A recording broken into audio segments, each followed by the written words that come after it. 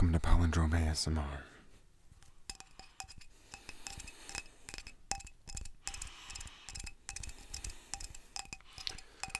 This is an old friend. I've had this for perhaps 4 years, 5 years, maybe 5 years, 6 even. I got this. This is a Lignum vitae mallet.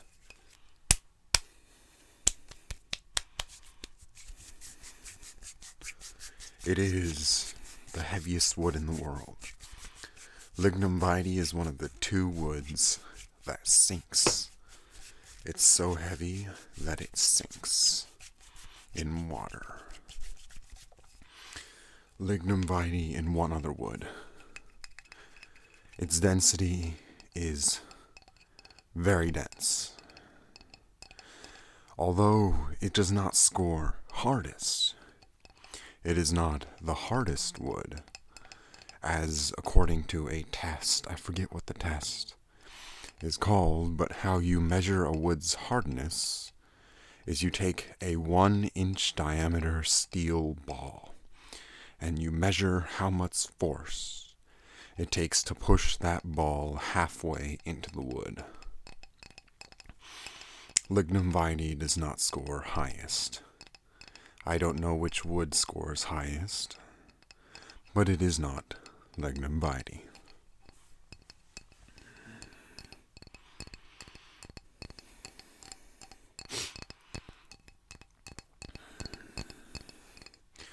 I've recently been playing a very good game, an old game, called Planescape Torment. And while I am playing it at a modern resolution due to mods, its age doesn't really show because it is such a good game. It's mostly text. It is an isometric adventure game set in the Planescape universe. The Planescape universe is the universe of Dungeons and Dragons. A universe of Dungeons and Dragons. And it is kind of like a sci-fi. It has the feel of a sci-fi setting, but at the same time, there is no technology. There are lots and lots of different races, maybe as many races as sentient races as Star Wars. There are devils and demons and monsters and were-rats and elves and dwarves and just various other Dungeons and Dragons races. And it all takes place in a city that looks like a space station. It has a floor that curves so that when you stand on the bottom, it's inside of a torus.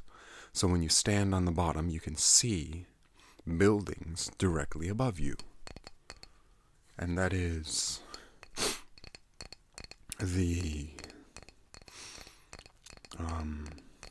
that's it, that's the setting. There are 16 different planes that exist in this universe, and each plane follows a different Dungeons and Dragons alignment. One plane is lawful neutral, the clockwork nirvana of Mechanus. Another plane is chaotic evil, the infinite layers of the abyss. Another one is chaotic good. I forget what that's called, Bruinor or something. Another is lawful good, Celestia. the Mountain of Celestia. And another is Lawful Evil, the 9 Hells of Bator. And what's really interesting is the Lawful Evil and Chaotic Evil demons, while they are both called fiends, one is called demons and the other are called devils. They hate each other, and they are constantly warring with each other. I thought it was kind of interesting that Dungeons and Dragons has a unique ecosystem where there are 2 types of imps, devils. There are 2 kinds of evil monsters. Each one has its bad points, but they're different. Whereas chaotic evil is chaotic, where in chaotic evil, anyone and everyone has, it's every demon for itself. Basically, in the world of the abyss, it's every demon for itself. And in Bator, it is a strict hierarchy. Basically, an autocratic dictatorship where seniority and rank means everything, and where the evil isn't carried out chaotically with just random murders. It's carried out systematically through the system. And both of them are equally bad, and both of them want to terrorize the good world and bring hell to earth. And I thought it's just really interesting. Although that is probably the reason why some people think Dungeons and Dragons is of the devil. Because I recently, learned that the reason why my parents didn't play Dungeons and Dragons in their day was because their parents thought Dungeons and Dragons was of the devil, which I think is funny, to be honest. I really don't see how any fictitious world could be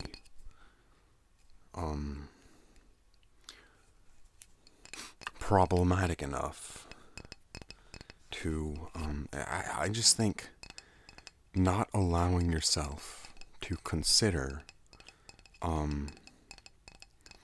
devilish things and suppressing those devilish things will in the end cause ignorance and a lack of understanding, which in the end may lead to more evil in the long run.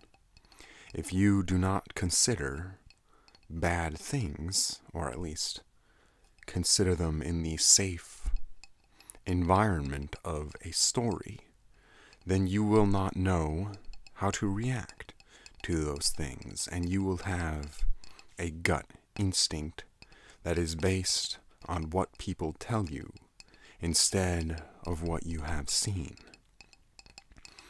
So, stories are, in essence, a method for humans to play out possible scenarios in their head and learn about how to react in those scenarios.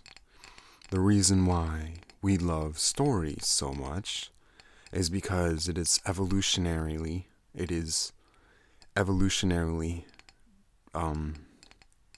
beneficial to listen to stories, because when someone tells you a story of how there are tigers in that forest, it is wise for you to listen to that man's story and learn. And so humans have evolved to listen to stories. And it has become very refined. We are very picky about the stories we like. And it is a step removed. A fictitious story is a step removed from a true story. But it is a very easy step from telling a truth to telling a adaptive lie, because that's what fictional stories are. They're lies about fake people who did fake things. And why do we constantly lie to ourselves? That's an interesting thought. By listening to stories, we are being lied to, and we are enjoying it. Maybe because those lies are beneficial, because they entertain us.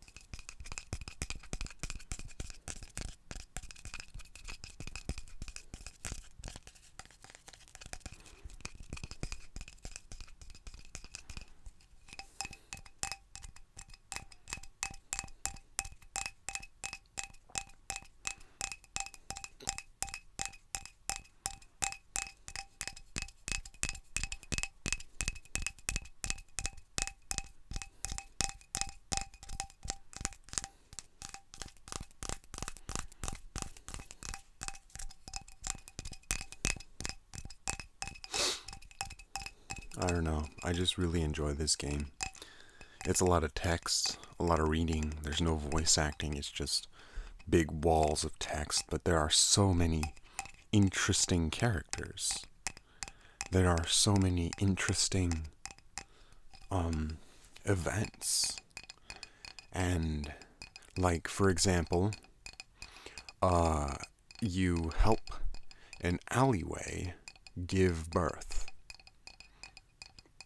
Like an alleyway between houses. You help it give birth in this game.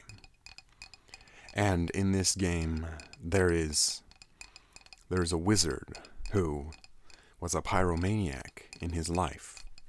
And so, as a punishment for burning down half the city, he was eternally put on fire. Except he didn't die. He's still alive, burning, and he is the centerpiece of a tavern called the Burning Man Inn. And he just sits there, floating on fire. And eventually, you can bring him into your party while he's still burning, and he can become one of your party members while he is still burning. So you have this floating, flaming person as an ally. And another one of your allies is a floating, talking skull. It's a skull that floats and talks a lot. And it's chaotic good. Its alignment is chaotic good. And it talks a lot. And it's kind of a smart ass. It's a smart ass skull.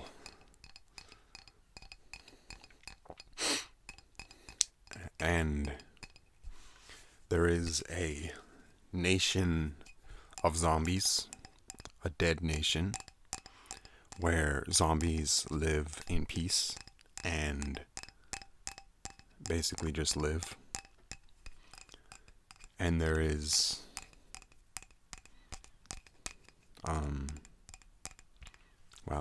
you get a succubus and a rat person as two more of your party members. And you yourself, the player, are immortal. So no matter how many times you die in game, You're just revived with no penalty whatsoever. You don't lose any stuff. You don't lose any experience. You're just revived so you can jump back into the fight. And this is part of the story. The story is that the Nameless One cannot die. Like, no matter how many times he's killed, he'll just raise from the dead. And that's you, the player character. And so you have to figure out what's up with yourself. And that's the plot of the story. Because you've lost your memories. It's a really interesting game. It's a very interesting game.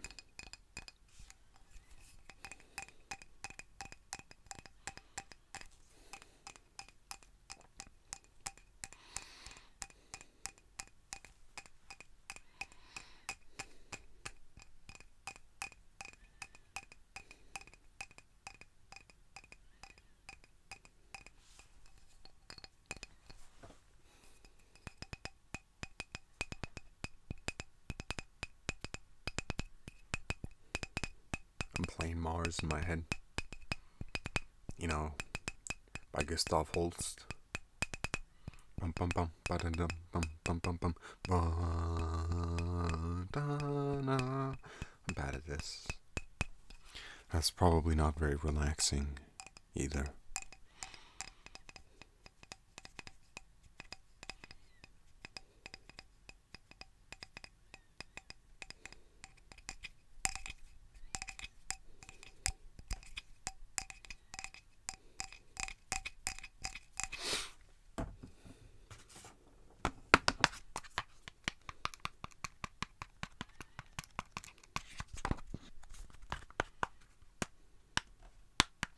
Bet you've never heard this sound before.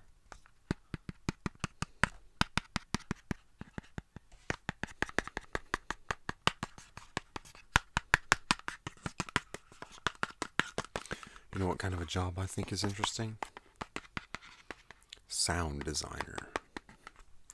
Someone who makes sound effects for movies and video games and animation.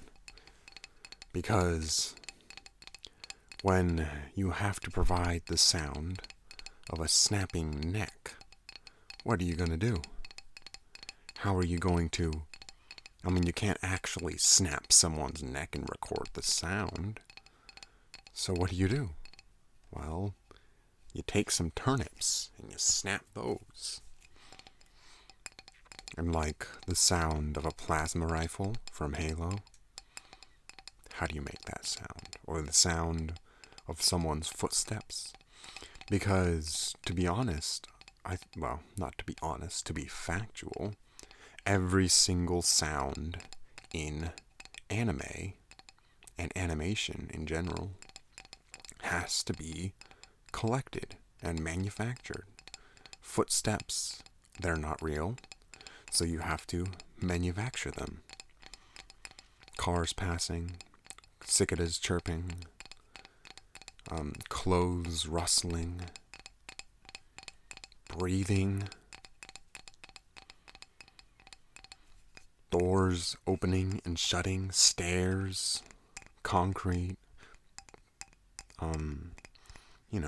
the various things, like a pin dropping, or because there's an episode in Shirobako, the anime, about anime, where the character, Aoi, goes into a sound design room and gets to make footsteps and record footsteps and record the voice of a kaiju, which I think is very interesting. I would love to have that job. That's a very interesting job, although it's probably very difficult to get. I think that's it. That's it. That's it. That's it. I think I've tapped on this enough for now. So I will catch you on the other side.